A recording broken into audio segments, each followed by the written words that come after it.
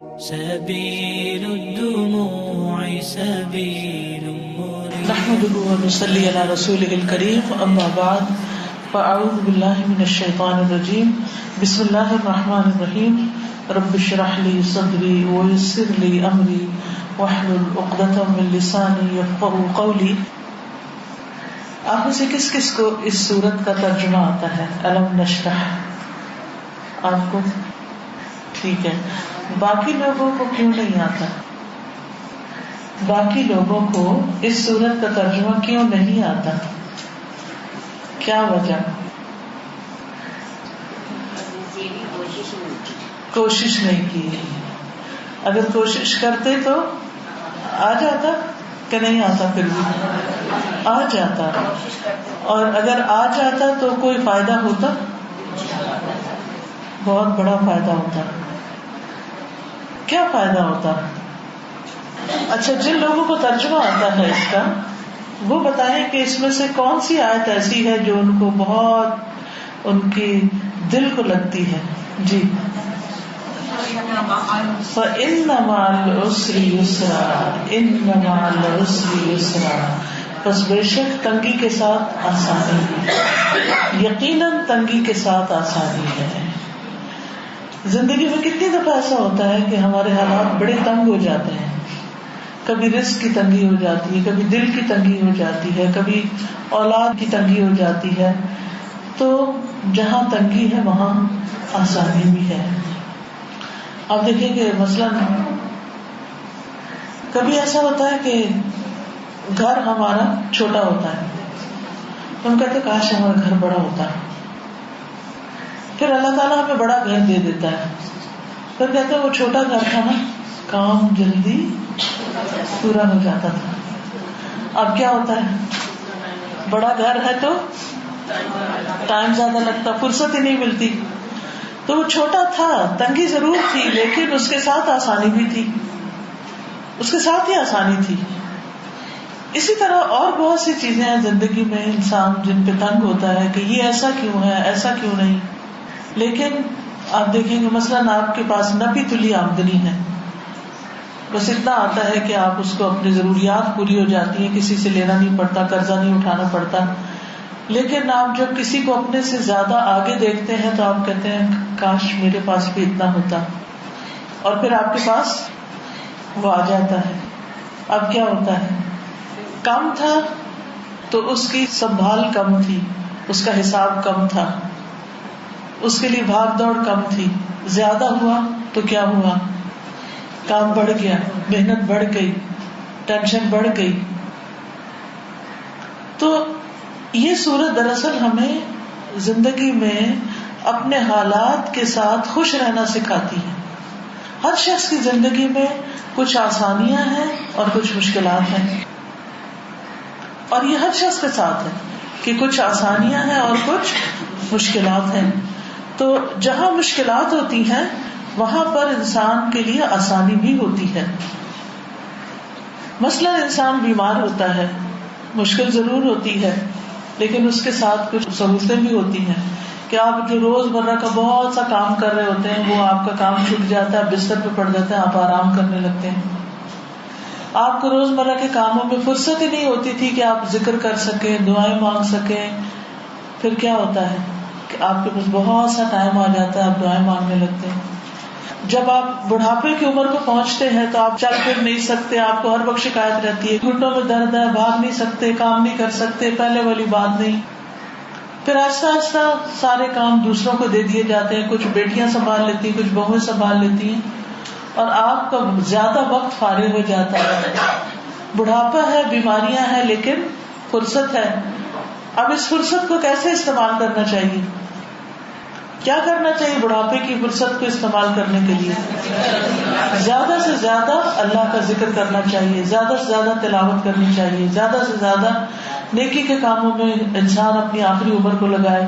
لیکن عموماً کیا ہوتا ہے آج کل، کیا ہو رہا ہے، بزرگ لوگ بھی کیا کر رہے ہیں، یا ٹی وی کے آگے بیٹھے ہوئے ہیں، یا پھر موبائل پہ لگے ہوئے ہیں، یا پھر جو بہو بیٹیاں ہیں ان کے کاموں میں مداخلت کر رہے ہیں. تو اس سے ان کی زندگی مشکل ہوئی بھی ہے. تو کیا کرنا چاہیے؟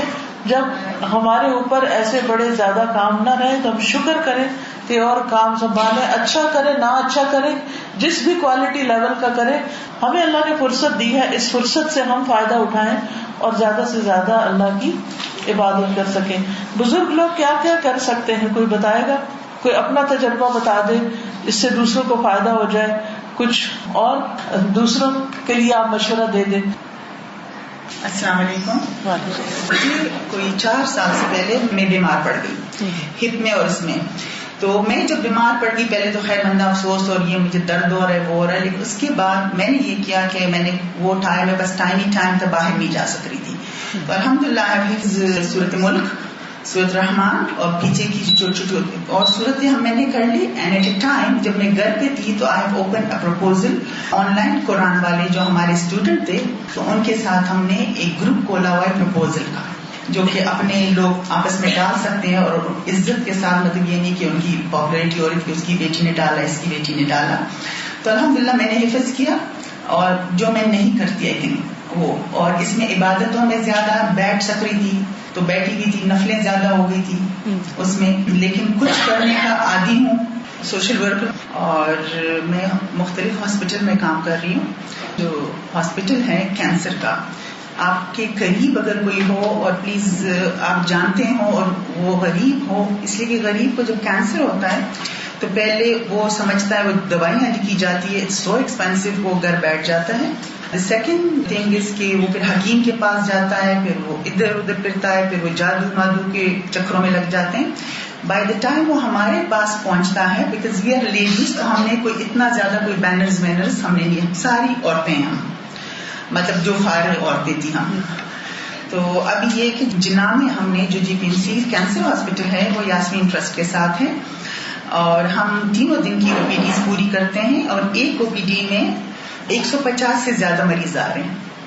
ایک کیمو جو ہے وہ 46,000 روپے کا ہے, اور ایک پیشنٹ کو 13 کیموز لگتے ہیں. اور اوپر والا جو حصہ ہے جو ایڈمٹڈ پیشنٹ ہے وہ آمنہ لکھانی کر رہی ہے. اسی طرح پھر یاسمین ٹرسٹ نے سول میں ہمارے پاس ہے, تو آپ کے اگر ارد گرد کوئی آپ کو پتہ لگ جائے کہ کسی کو کینسر ہے اور غریب ہے, تو ہم تو یا اس کی نسخہ لے کے ان کو دوائی خرید کے دے دیتے ہیں 1 ٹائم. جو 4th اسٹیج کے ہمارے پیشنٹ ہیں ہم اس کو ہیوی دوائیاں نہیں دیتے, because they are not going to survive, جو پتہ لگ جاتا ہے. تو اس کے لیے پھر ہمارا یہ ہے بجائے یہ کہ اس کا گھر سفر کرے, بیکاز ہیڈ آف دا ممبر اس کا بیمار ہے سوچنے, اور بیوی اس کی خدمت کر رہی ہے, بچے سفر کر رہے ہیں, پھر ان کو دوائی اور ہم اس کو راشن دیتے ہیں تب تک وہ زندہ ہے. تو اس کا پھر مجھے کرنا فون پہ سارا وقت میں وہ کر لیتی ہوں, لیکن اپنی بات, لیکن سب سے بڑا فائدہ جو مجھے ہوا حفظ کا ہوا. جزاک اللہ خیر. یہ بہت اچھی ٹپ ہے کہ جب آپ کے پاس فرصت ہو تو آپ 2-3 کام کر سکتے ہیں. ایک تو یہ ہے کہ آپ قرآن پاک حفظ کرنا شروع کر دیں, سورت ملک حفظ کریں, سورت رحمان کریں, سورت الکہف کریں, آخری پارہ کریں. اور جیسے انہوں نے شروع میں کہا تھا کہ حفظ کا یہ فائدہ ہے کہ اگر انسان کچھ عرصے کے بعد دیکھ کے نہیں پڑھ سکتا, اللہ نہ کرے کسی کی نگاہ چلی جائے, اللہ نہ کرے کہ کسی کے ویسے کو مشکل ہو جائے, تو ایسی صورت میں کیا ہو سکتا ہے کہ آپ کو جو زبانی یاد ہے وہ آپ پڑھ سکتے ہیں, ٹھیک ہے نا. اور اسی طرح یہ ہے کہ اگر آپ فون پر جیسے لوگوں کی مدد کرتے ہیں, لوگوں کو کسی کام کے اوپر کوئی اچھا مشورہ دے سکتے ہیں. کچھ بزرگ خواتین ایسی ہوتی ہیں ان کی زندگی کے تجربات ہوتے ہیں جن تجربات کو وہ دوسروں سے شیئر کر سکتے, کاؤنسلنگ جس کو کہتے ہیں, نصیحت کر سکتی ہیں, سمجھا سکتی ہیں, اور کچھ نہیں دوسروں کے مسائل سن سکتی ہیں. کچھ لوگ ایسے ہوتے ہیں کہ جو اتنے پریشان, اتنے گھبرائے ہوئے ہوتے ہیں کہ ان کی کوئی بات سن کے ان کو مت دینے والا نہیں ہوتا, تو اس طرح کے کام کر سکتے ہیں. اور کسی کے پاس کوئی آئیڈیا ہو اور کیا کر سکتے ہیں بزرگ حضرات؟ مجھے جو شکایت ہے ہم جنریشن سے کہ ہم لوگ جو ہے وہ بزرگوں کو ایک طرف بٹھا دیں. یہ کوشش ان کے بجائے ہمیں کرنی چاہیے کہ اگر وہ قرآن پڑھے ہوئے ہیں یا وہ بہت اچھی تلاوت کرتے ہیں یا وہ اردو بہت اچھا پڑھ سکتے ہیں, تو ہم اپنے بچوں کو ان کے پاس بٹھائیں کہ بیٹا آپ مجھ سے پڑھ لیں. بالکل اس طرح ان کی اٹیچمنٹ دادیوں سے نانیوں سے ضرور ہو جاتی. ہم ہر کوشش یہ کرتے ہیں کہ وہ خود کریں, لیکن انیشیٹ تو ہمیں کرنا. نہیں, ان کو تو ظاہر ہے کہ مدد چاہیے ہوتی ہے, کسی بھی کمزور انسان کو مدد چاہیے ہوتی ہے. یہاں کہنے کا مطلب یہ ہے کہ وہ سوچنا شروع کریں کہ ان کے اندر کیا صلاحیت ہے, کیا قابلیت ہے, وہ کیا کیا کرنے کے قابل ہیں, تاکہ وہ ایک ایکٹیو ممبر رہیں آخر تک. ہمارے پاس الہدام میں ایک خاتون آتی ہیں, ان کی ایج تقریباً 80 ایئرس ہے. انہوں نے گورنمنٹ جابس کی ہیں اور اسی طرح کے کام کیے ہیں, اور وہ ماشاءاللہ ابھی تک ذہنی طور پر الرٹ ہیں. ان کو یہاں آ کے اور لوگوں کی سپورٹ ملتی ہے اور وہ خود یعنی کہ مدد کرتی ہیں. السلام علیکم. الہدا اسلام آباد میں ایک کافی بزرگ عمر کی خاتون آیا کرتی تھی, اللہ تعالیٰ ان کی مغفرت کرے. قمر آپا ان کا نام تھا, اور وہ آخری ایج میں 70+ جب ہو گئی تو ان کو کینسر ہو گیا. وہ الہدا آتی رہیں اور وہ ہر وقت کہتی تھی کہ کوئی بھی کام مجھ کو دے دیں. ان کا گھر ذرا قریب تھا, گرمی سردی وہ واک کر کے آتی تھی, مور دین 15 منٹس کی واک تھی, اور پھر وہ آ کے لوگوں کی کاؤنسلنگ کرتی, حتیٰ کہ رشتے کرانے میں بھی ہیلپ کرتی تھی. بالکل وہ الرٹ رہیں, اور ان کا کینسر نیچرلی انہوں نے ٹریٹ نہیں کروایا. بس وہ کہتی تھی میں اپنے پہ کام کر رہی ہوں, ایک دفعہ ہاسپٹلائز ہوئی تھی, لیکن وہ کہتی تھی مجھے پتا ہے میں یہ ٹریٹمنٹ لے نہیں سکوں گی. مین ٹائم پہ آلموسٹ ریچ 80, اور 80 کے قریب تھے. فائنلی ہم کو ان کے گھر والے کراچی میں تھے اور بچے کراچی رہے تھے, یہیں ان کا انتقال ہو. لیکن وہ جب تک آتی نہیں بالکل الرٹ, بہت پیار کرنے والی, ہر ایک کا مسئلہ سننا, ہمت بڑھانا, اور بہت اچھے پازیٹیو مشورے دیتی. بالکل. جی آپ پیچھے سے وہ کچھ کہنا چاہتے ہیں؟ وعلیکم السلام. جی میں نے دیکھا کہ وہ لڑکے بلاتی ہیں تو ان کو کلمہ تک نہیں آتا. لڑکی آتی ہے نہانے پاکی کیا ہوتی ہے, پڑھانا شروع کیا. ان میں سے 2 بچے جو تھے وہ اتنے ماشاء اللہ اچھے تھے کہ جب میں اپنا کچھ کر رہی تھی تو پھر میں ان کے ساتھ آئی تھی. لڑکی جو تھی میں نے اس کو بی ایڈ کروایا وتھ قرآن, تمام اسٹیچنگ اس کو بڑے سکھایا. اور لڑکے جو تھا دونوں بہن بھائی گاؤں سے آئے تھے, اس کو میں نے تمکین کرایا. وہ بچہ آج کل اسٹینڈرڈ چارٹرڈ بینک میں کتنا صدقہ جاریہ ہے. اور دوسرا یہ ہے کہ کوشش کرتی ہوں کہ بچی شادیاں والیاں. جزاک اللہ خیر. انہوں نے جو بات کی وہاں سے ایک بات اور ساتھ شامل کرنا چاہوں گی کہ سرونٹس تو ایک طرف, اگر آپ سروے کریں تو ہمارے اپنے گھروں کے بچوں کو آیت الکرسی تک نہیں آتی, صبح شام کی دعائیں نہیں آتی جو ان کی حفاظت کے لیے پڑھنے کے لیے بڑی ضروری ہیں. تو اپنے ہی آس پاس, اپنے ہی دائیں بائیں, خود اپنے خاندان میں اپنے پوتا پوتی, اپنے بچے, سرونٹس کے بچے, ان سب کو اگر آپ یہ علم بھی دے جائیں تو جب تک وہ دنیا میں رہیں گے ان چیزوں کو پڑھیں گے, آپ کے لیے صدقہ جاریہ بنے گا. آپ ان سے اور کچھ نہیں, ان سے سننا شروع کر دیں. آپ ان سے سنیں کہ بچے مجھے آیت الکرسی سناؤ, مجھے قل هو اللہ سناؤ, دعائے قنوت سناؤ. اور کھیل کھیل میں بھی اگر آپ تھوڑی دیر بٹھا کے ان کو سکھائیں گے تو بہت کچھ سیکھ جائیں گے. ماشاءاللہ ہمارے بزرگ تو ہمارا سرمایہ ہے اور بڑے تجربات سے گزر کے جاتے ہیں. ساری زندگی کا نچوڑ انہوں نے دیکھا ہوتا ہے, ہمیں ان کے تجربات سے فائدہ اٹھانا چاہیے. تو آج کی اس محفل میں آپ نے اتنا امپورٹنٹ کوشچن ریز کیا, تو میرا ایک مشورہ یہ تھا کہ کیوں نہ ایک دفعہ ہم سارے گھروں کے بزرگوں کو انوائٹ کریں, ان کو گائیڈنس کی میرے پاس ضرورت ہے. بالکل, ان کو پراپرلی گائیڈ کیا جائے. اور ہر شخص میں اللہ تعالیٰ نے کوئی نہ کوئی خوبی رکھی ہے, ہر شخص میں کوئی نہ کوئی صلاحیت رکھی ہے, لیکن اب ان کی صلاحیتوں کو اجاگر وہ خود بھی کنفیوز ہے, کیونکہ معاشرے کا حال یہ ہے کہ بزرگوں کو ایک طرف ڈال دیتے ہیں. ہر شخص کا مطلب ایون میں ڈاکٹر ہوں لیکن میں کیونکہ ریٹائر ہو گئی اور میرے بیٹے کا بہو کا کہ میں اب پوتا پوتی کی پرورش کروں, سب کام چھوڑ دوں. حالانکہ میں خود بھی سوچ رہا کروں. بہت اچھا مشورہ ہے. انشاءاللہ الہدا میں ہم انشاءاللہ بلائیں گے, بلکہ کینیڈا میں ہم نے پچھلے 3-4 مہینوں سے یہ شروع کیا تھا, ہم اور ہمارے والدین کے نام سے ایک پروگرام. ہم اور ہمارے والدین, وہاں بھی یہی حالات ہے کہ بچے جو ہیں سب کام پہ نکل جاتے ہیں, بوڑھے ماں باپ سردیوں کے دنوں میں سارا دن گھروں میں بالکل قید ہو کے بیٹھے ہوئے ہیں. تو پھر ہم نے ان کا ونس اے ویک رکھا کہ جس میں بچے بھی آئیں, پیرنٹس بھی آئیں, اور مل کے پھر ڈسکشنز کریں اور ان کے تجربات سے فائدہ اٹھایا جائے. اس میں آپ جیسے ڈاکٹرز ان کو ہیلتھ کے حساب سے کچھ ٹپس دے سکتے ہیں, ایکسرسائزز بتا سکتے ہیں, اولڈ ایج کی ایکسرسائزز کیا ہیں, فوڈ اینڈ ڈائٹ اور ان چیزوں سے متعلق. اور پھر جو ڈپریشن ہونے لگتا ہے تنہائی کی وجہ سے, اس سے کیسے کوپ کریں, ذکر اذکار سکھا سکتے ہیں. بہت ساری ایکٹیویٹیز ہو سکتی ہیں. اور بزرگوں کے ساتھ تو برکت ہے, حدیث میں آتا ہے البرکۃ مع اکابرکم. السلام علیکم ورحمۃ اللہ وبرکاتہ. وعلیکم السلام. اتنا یہ خوبصورت انٹرسٹنگ ٹاپک سنا نا والدین کا, تو اچانک مجھے یہ خیال آیا کہ ہمارے پیرنٹس ہمارے ساتھ اتنی محنت کرتے ہیں, مطلب انہوں نے ہمیں علم دیا, وہ علم دیا تو آج ہم یہاں بیٹھے کہ ہم سیکھنے کے قابل ہوئے.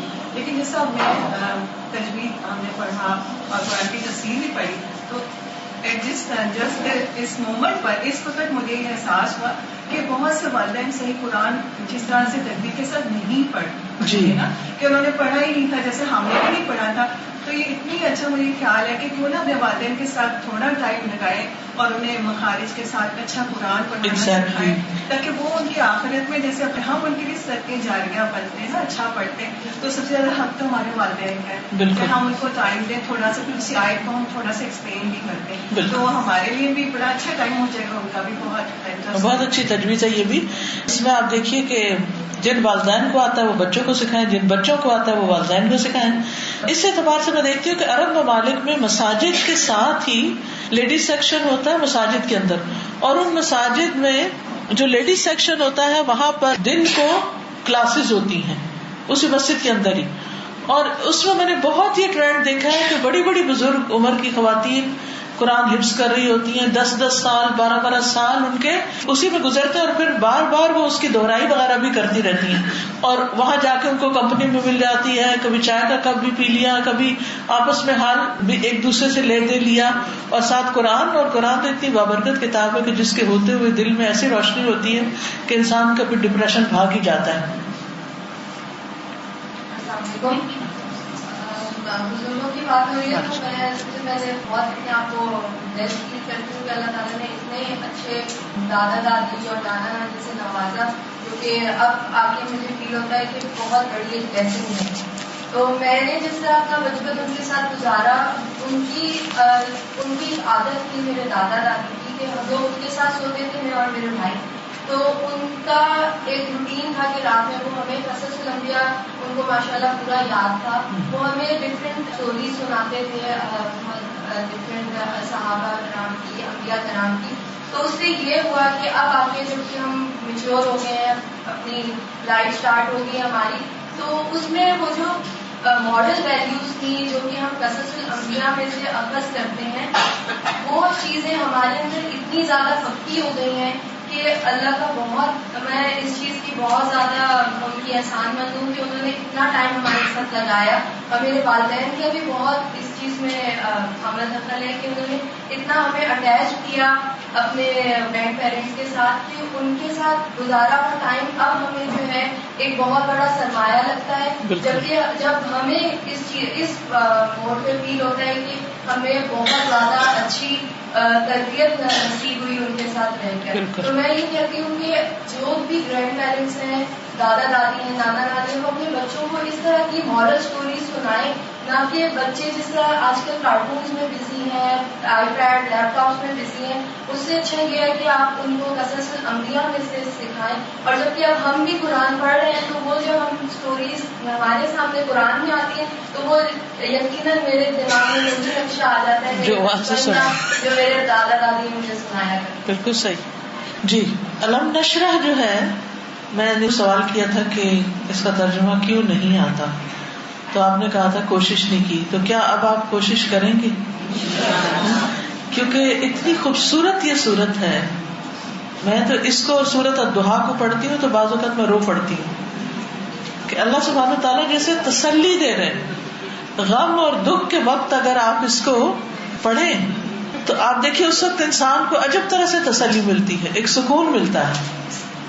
اور اس میں بھی آپ دیکھیے آخر میں اللہ تعالیٰ فرماتے ہیں فَإِذَا فَرَغْتَ فَانْصَبْ وَإِلَىٰ رَبِّكَ فَارْغَب, کہ جب تم فارغ ہو جاؤ تو اپنے آپ کو تھکاؤ اور اپنے رب کی طرف رغبت کرو. یعنی زندگی سے بھی فراغت ہوتی ہے بڑھاپے میں, اور پھر ویسے بھی کاموں کے بعد انسان جب دنیا کے کاموں سے تھک جائے تو پھر رب کی طرف رغبت کرے. جی, وعلیکم السلام. جی, میں چاہتی ہوں کہ ہم لوگ جھوٹ نہ بولیں. ہم لوگ بہت اچھے مسلمان, مطلب ویسے ظاہر کی جہاں چھوٹی سی بات ہوتی ہے تو ہم لوگ اس طرح کرتے ہیں. میں چاہتی ہوں کچھ ایسا کریں, ایسی کوئی دعا مانگیں کہ ہمارے اندر سے ایک بھی جھوٹ کی عادت ختم ہو جائے. آمین.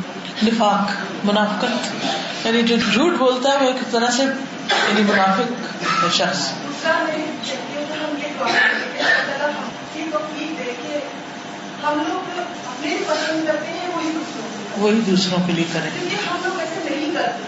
اب دیکھیں نا, اپنی بیٹی کے لیے کچھ اور پسند کرتے ہیں لیکن بہو کے لیے وہ نہیں پسند کرتے, وہ بھی تو کسی کی بیٹی ہے نا. جیسے ہم کہہ رہے ہیں لڑکی والے 30 ایئرس کی ہو جاتی ہے بچی کو, اس کو مطلب نہیں مائیں دیتی, لیکن میرے ایسے بھی پیرنٹس کو جانتی ہوں جن کے بیٹے 36-37 کے ہو گئے ہیں, شادیاں نہیں کر رہی, 4-5 بیٹے ہیں ہم دیکھ رہے ہیں, شادیاں نہیں کر رہی. بولتے ہیں کہ ریسنٹلی جو مجھے بات بولی تھی کہ نہیں وہ میرا بیٹا کہہ رہے کہ میں ایک طرح ینگ لڑکی سے شادی کروں گا کہ وہ پھر میں 2-3 سال اس کے ساتھ دیکھوں گا, پھر اس کے بعد میں فیملی پلان کروں. تو میں نے اس کو کہا, میں نے کہا سنو کہ یہی رہنا ہے, یہی زندگی ہے, تو چلے جانا یار, اتنے دن کی زندگی, آخرت کی زندگی کو دیکھو. اگر کسی کی بیٹی میں 19 سے کمی ہوگی تو اس کو ٹالریٹ کر لینا, تو کیا ہو گیا, دل بڑے کرو اپنے, اس بچے کو کمی ہوگی کرنے کا پڑتے 60-70-80 سال کی زندگی, اور اس کے لیے اتنی پلاننگ. بالکل, اصل میں آخرت پر ایمان ہی بہت سے مسائل کا حل ہے. ہم ہر چیز دنیا کے نقطہ نظر سے دیکھتے ہیں. دیکھیں نا, ایک ہوتی ہے دور کی نظر اور ایک ہوتی ہے قریب کی نظر. جو قریب کی نظر جس کی خراب ہوتی ہے تو وہ مختلف اینک لگاتا ہے نا, اور جب وہ لگاتا ہے تو اس کو کیا نظر آتا ہے, جو قریب کے لفظ لکھے ہوتے ہیں, لیکن اگر اسی اینک سے وہ دور دیکھے تو پھر کیا ہوتا ہے, نظر نہیں آتا. تو کچھ لوگوں نے قریب کی اینک بس لگائی ہوئی ہے اور اس وجہ سے ان کو آخرت نظر نہیں آتی. اگر وہ دور کی لگائیں گے, فار سائٹڈ ہوں گے, آگے کی سوچیں گے, تو پھر انہیں پتا چلے گا کہ ہمیں کیا کچھ کرنا اور وہاں کس کس چیز کی ضرورت ہے. اب دیکھیے کہ ہم عام طور پر رزق سمجھتے ہیں مال کو, اولاد کو, بیوی کو, گھر, اچھا کار, بینک بیلنس, اس کو ہم رزق کہتے ہیں, اور ان چیزوں کے حاصل کرنے میں زندگی کا ایک بڑا حصہ کھپا دیتے ہیں. دوسری طرف آخرت کے لیے بھی ایک رزق ہے اور آخرت کی بھی ایک زندگی ہے. دنیا کی زندگی بسر کرنے کے لیے یہ مال اولاد چاہیے, لیکن آخرت کی زندگی جو ہمیشہ کی زندگی ہے اس کے لیے مال اولاد نہیں کام آئیں گے. وہاں نماز, روزہ, حج, زکوٰۃ, قرآن, دوسروں کی خدمت, زکوٰۃ, صدقہ خیرات, یہ چیزیں کام آئیں گی. اب آپ دیکھیں, یہ زندگی جو چھوٹی زندگی ہے اس کے لیے ہم کتنی کوشش کر رہے ہیں, اور وہ زندگی جو ہمیشہ کی زندگی ہے اس کے لیے ہم کیا رزق کما رہے ہیں, دن کا کتنا حصہ. دونوں پلڑے پہ رکھ کے دیکھیں کہ جہاں کی ضرورت زیادہ ہے وہاں کے لیے کام ہمارا کام ہے, اور جہاں کی ضرورت کم ہے وہاں کے لیے ہم نے ایکسٹرا جمع کر رکھا ہے, اور نہیں پتا کس وقت چلے جانا ہے. لمبی لمبی امیدیں ہوتی ہیں لیکن زندگی کسی وقت بھی ساتھ چھوڑ سکتی ہے. تو قرآن مجید میں آتا ہے وَلْتَنْظُرْ نَفْسٌ مَا قَدَّمَتْ لِغَدٍ, ہر شخص کو یہ دیکھنا چاہیے کہ اس نے کل کے لیے کیا کر رکھا ہے. السلام علیکم. وعلیکم السلام. میں آپ سے عرض کرتی ہوں کہ میرا پوتا 20 سال کا وینکوور پڑھنے گیا تو ایکسیڈنٹ ہوا تھا. ایکسیڈنٹ سے پچھلے مہینے کی 15 کو اس کی ڈیتھ ہو گئی. پھر ادھر لائے تو بہو بیٹا بڑے پریشان, بڑی پریشانی میں بہت 20 سال کا تھا کہ ساتھ میں نہیں مل گئے. تو آپ کوئی ایسی چیز بتائیں کہ جو وہ پڑھے, ویسے پڑھتے تو بہت ایسا بھی پڑھتے ہیں, سارے گھر والے بھی, سارے رشتے دار بھی, سب قرآن ہر چیز پڑھی جاتی ہے. تو آپ کوئی مبارک ہوئے, آپ کوئی بتائیں تو ایسی چیز بتائیں جو 2-3 صبر آئے بچانے کو صبر آئے. ٹھیک ہے, ایک کتاب ہے یا کنستین, بعد میں ان کو کتاب دے کے ذرا اس پر نشان لگا دے, اس میں رنج و غم کی دعائیں ہیں, وہ رنج و غم کے ازالے کے لیے پڑھیں. نمبر 2, ان کی بخشش کے لیے بھی دعائیں ہیں جو بچے کے لیے پڑھی جائیں. تو یہ 2 چیزیں آپ ضرور لازم کر لیں. یا کنستین کتاب کا نام ہے, اس میں یہ دعائیں لکھی ہوئی ہیں, اس میں سے انشاءاللہ تعالیٰ آپ کو بتائیں گے تو آپ پڑھیں گے. اللہ تعالیٰ بچے کی بخشش فرمائے اور والدین کو اس صدمے کا اجر عطا کرے اور ان کو صبر جمیل عطا فرمائے. سبحان اللہ والحمد للہ ولا الہ الا اللہ واللہ اکبر ولا حول ولا قوة الا باللہ العلی العظیم. اللہم صل علی محمد وعلی آل محمد کما صلیت علی ابراہیم وعلى آل إبراهيم إنك حميد مجيد. اللهم بارك على محمد وعلى آل محمد كما باركت على إبراهيم وعلى آل إبراهيم إنك حميد مجيد. ربنا آتنا في الدنيا حسنة وفي الآخرة حسنة وقنا عذاب النار. ربنا لا تزغ قلوبنا بعد إذ هديتنا وهب لنا من لدنك رحمة إنك أنت الوهاب. ربنا هب لنا من ازواجنا وذرياتنا قرة اعین واجعلنا للمتقین اماما. یا رب العالمین تو ہم سب پر اپنی رحمت نازل فرما. یا اللہ تو ہم سب کے غموں اور دکھوں اور تکلیفوں کو دور کر دے. اللہ تو ہم سب کو اچھا اخلاق عطا فرما. یا اللہ ہمارے دلوں کو صاف کر دے, ہمیں اچھی زبان دے, اچھے خیالات دے. یا اللہ ہمارے گھروں کے اندر محبتیں پیدا کر دے. یا اللہ ہمیں اپنی محبت عطا کر, اپنے رسول محمد صلی اللہ علیہ وسلم کی محبت عطا کر, ایمان والوں کی محبت عطا کر. اللہم ارزقنا حبک وحب من یحبک وحب عمل یقربنا الی حبک. یا رب العالمین تو ہمیں بد اخلاقی سے بچا. یا اللہ ہمیں اپنی عبادت کی اور خوبصورت عبادت کی اور ذکر اور شکر کی توفیق عطا فرما. یا اللہ ہمارے گھروں میں سکون پیدا کر دے, ہمارے بچوں کو ہماری آنکھوں کی ٹھنڈک بنا دے. یا رب العالمین یا ارحم الراحمین یا ذا الجلال والاکرام تو ہم سب کے گناہوں کو معاف کر دے. اللہ ہماری مشکلات آسان فرما دے. یا رب العالمین ہم سب کو صحت عطا فرما. یا اللہ میری والدہ جو ہاسپٹل میں ان کی طبیعت خراب ہے, اللہ تعالیٰ ان کو صحت عطا فرما. یا اللہ ان کی تکلیف دور فرما دے. یا اللہ ان پر رحم فرما. یا اللہ ان کے درجات بلند فرما. یا اللہ ان کو بخش دے. یا اللہ ان پہ اپنی رحمت کر دے. یا اللہ جتنے بھی بیمار ہیں, جہاں جہاں کوئی دنیا کے کسی بھی کونے میں کوئی بیمار ہے, یا اللہ ان سب کو صحت عطا فرما. یا اللہ تم ہم سب کے گناہوں کو معاف کر دے. اللہ ہم کمزور بندے ہیں تو ہماری کمزوریوں کو معاف کر دے. یا اللہ ہم اپنی جانوں پہ ظلم کرنے والے ہیں تو ہمارے ظلم اور زیادتی کو معاف فرما دے. یا رب العالمین تو ہماری آخرت عاقبت اچھی کرنا. یا اللہ ہمارا خاتمہ اچھا کرنا, ہمارا انجام اچھا کرنا. یا رب العالمین تو ہماری قبر کو روشن کر دینا. اللہ ہمیں دوزخ کے عذاب سے بچانا. اللہ تو ہمیں بغیر حساب کے معاف کر دینا. یا رب العالمین تو ہمیں اپنی رحمت سے نواز. ربنا تقبل منا انک انت السمیع العلیم. یا اللہ اس جگہ پر خیر و برکت نازل کر دے, ان کے درمیان بہترین محبتیں پیدا کر دے. یا اللہ باہم تعلقات درست فرما دے. یا اللہ دن دگنی اور رات چگنی ترقی عطا فرما. تو بہترین رہنمائی فرما. یہاں سے بہترین نسل فرمان چڑھیں. یا اللہ بہترین مسلمان, بہترین پاکستانی, یا اللہ امت کے لیے بہترین سرمایہ ہو. یا اللہ ان کوششوں اور محنتوں اور نیتوں کو قبول فرما. یا اللہ جتنی بہنیں یہاں آئی ہیں ان کا آنا قبول فرما. ان سب کے دلوں میں جو دعائیں اور نیک تمنائیں ہیں ان کو پورا فرما. ربنا تقبل منا انک انت السمیع العلیم وتب علینا انک انت التواب الرحیم. وصلی اللہ تعالی علی خیر خلقہ محمد وعلی آلہ واصحابہ واہل بیتہ اجمعین برحمتک یا ارحم الراحمین. الہی آمین. سبحانک اللہم وبحمدک اشہد ان لا الہ الا انت استغفرک واتوب الیک. السلام علیکم ورحمۃ اللہ وبرکاتہ. سبيل الدموع سبيل